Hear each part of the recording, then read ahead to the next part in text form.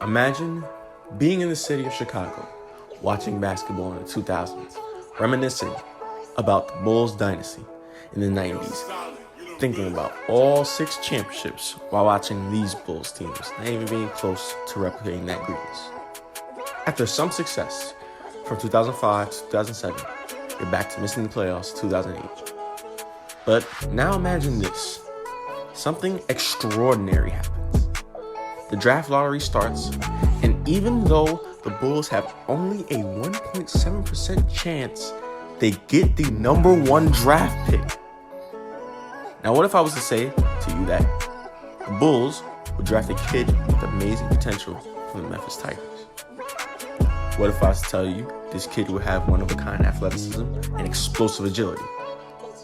What if I told you this kid was a point guard, his best attribute was scoring in the paint? Now, what if I said he would become the youngest MVP in NBA history?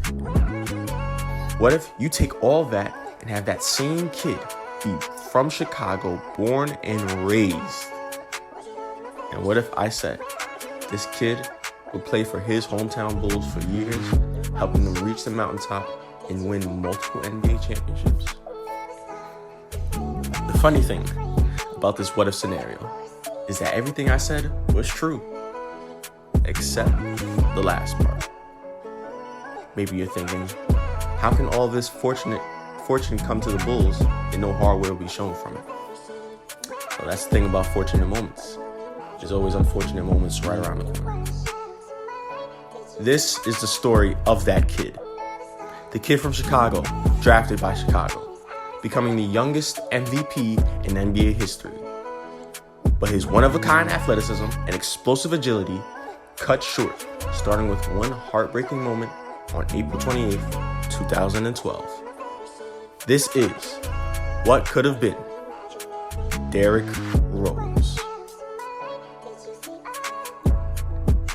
Derrick was a 6'3" point guard from Chicago who showed his speed and scoring ability while playing for the Memphis Tigers in college. Not only increased during his time as the number 1 pick in 2008 for the Chicago Bulls.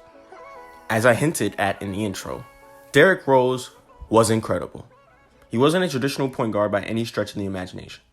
He was shifty, flashy, fast, and quick, skills which he used to score. Arguably the most athletic point guard in NBA history, he did things we've never seen before. He had an explosive first step, could go coast to coast in a blink, could get shifty with the ball in his hands with his skilled ball handling, could play making great passes, and had the most athletic and creative layup package I've ever seen with his wizard-like reverse and double clutch layups. Not to mention his amazing floaters and runners that could rival Tony Parker's. He was nicknamed the Windy City Assassin for his spectacular play in Chicago. His first season, he averaged 17 points, 6 assists on 47% shooting, all of which will earn him Rookie of the Year honors. He helped Chicago get back to the playoffs, where they would have one of the most memorable playoff series ever against the Boston Celtics. In that series, D. Rose proved even more that he could be a star in this league, with a 36-11 performance in an OT win in Game 1, a 23-9-11 performance in a double OT win in Game 4, and a 28-8-7 performance in a triple OT win in Game 6. Yes, you heard me correctly. All those overtimes happened. Unfortunately for him, the Bulls will lose this iconic series in 7 to Boston. The next year, however, he would bump up his average to 21 points per game, earning an All-Star selection at 21 years old. He would lead the Bulls to the playoffs this time again, and they would lose to the Bronze Cavs in 5. He averaged 27 and 7 in that series, showing signs of what was to come the very next year. The 2010-2011 season, Derrick Rose would wow the NBA world with his ridiculous basketball play. Flashiness, explosiveness, speed, quickness, and scoring ability now on a new level. He became arguably the most exciting player to watch that year, with you expecting to be amazed when watching the Bulls. He was the leader of the Bulls, with them giving him the ball in crunch time, and the Windy City Assassin would deliver. He had some of the craziest plays ever, including this layup in Miami with D-Wade on his right and LeBron on his left, somehow finding the space to get the reverse layup in the basket. He went on to average 25 points, nearly 8 assists, 1 steal, and lead Chicago to the best record in the league. He was selected to the All-Star team and All-NBA first team, but most importantly, he became the youngest MVP in NBA history at the incredibly young age of 22 years old. This season is still talked about to this day for how incredible D Rose was. In the playoffs, he averaged 27 and 7, having many scoring explosions and clutch moments, like in Game 1 in the first round against the Pacers, where he led his team all the way back to win after not leading for majority of the game. He led the Bulls to the Eastern Conference Finals for the first time since 1998. They would face Miami's Big Three of Bosh, Wade, and James, where unfortunately they would lose in 5. But this was just the start. It would only get better for the Bulls and Derrick Rose from here on after. Or so we thought. The start of the 2011-2012 season started great for the Bulls. Due to the NBA lockout, the season started on Christmas Day. One of the games featured were the reigning MVP Derrick Rose Bulls against Kobe Bryant's Los Angeles Lakers. The game was back and forth and came down to the wire, with Derrick Rose hitting the game-winning floater for the Bulls. This looks like this would be a great season for Rose. He averaged 21, 8, and was selected to his third straight All-Star team. He made more memorable moments, including this buzzer beater against the Bucks. Even though he only played 39 out of 66 games that season, they only lost 7 times when he did play, which helped him get the best record in the league again. With experience, key players on the Bulls roster, and a superstar player as their leader, the Bulls were expected to make huge noise in the playoffs.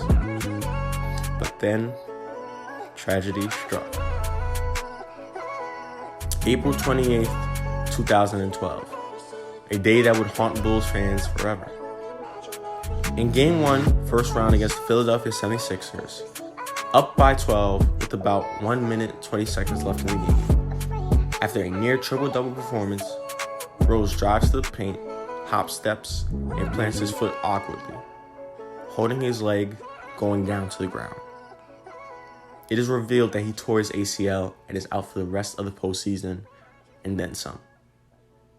If you know anything about sports, then you know how devastating a torn ACL injury is to a young athletic player's career.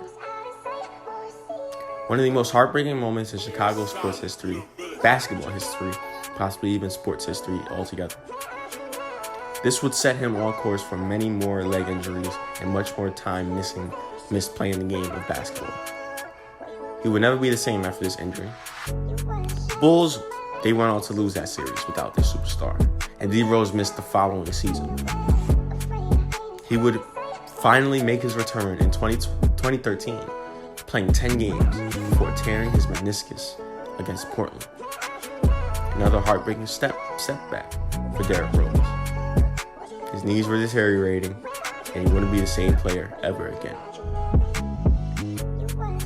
Now, you would think, after tearing his ACL and meniscus, and only playing 10 games in 2 seasons, his career will relatively be over, right? Fizzled out over the course of time, especially considering he relied heavily on his athleticism. Well, actually, you would be shockingly wrong. He did return, and he played 51 games in the 2014-2015 season. Of course, he wasn't the same player, but he still put up 18 points per game, helping the Bulls win 50 games. Once they got to the playoffs, he averaged 20 points, 6 assists, and helped the Bulls beat the Bucks in the first round. Then, they would face LeBron, Kyrie, and the Cavs in an epic series, in which the Windy City Assassin struck once again with this incredible buzzer beater. A miraculous moment from a man who so deservedly earned it. Finally playing in the playoffs again, giving the Bulls much needed production and hitting that incredibly cut shot to win the game to cap off a 30-point night. Despite this moment, The Bulls couldn't get past the Cavs, as they were eliminated in 6. He would stay with his hometown Bulls for one more season, before shockingly being traded to the New York Knicks in 2016. He would still have individual success there, averaging his most points and best field goal percentage since his All-Star days with Chicago. Still playing at an NBA level, he would go to Cleveland after that year before being traded to Minnesota. In Minnesota, he would get a slight resurgence in his career, being a valuable sixth man.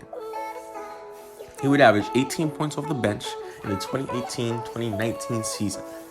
This season would include an emotional career-high 50-point performance from Derrick Rose on Halloween night. A performance that left Rose in tears.